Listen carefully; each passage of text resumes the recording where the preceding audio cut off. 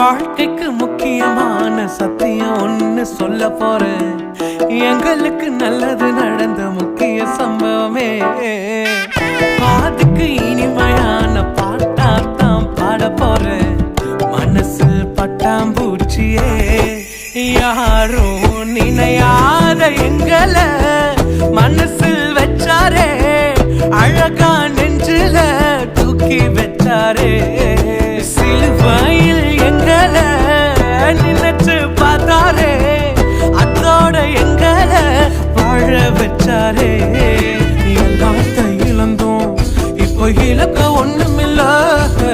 என்ன சந்தோஷம் இப்ப ஏசு எனக்குள்ள. ஐயோ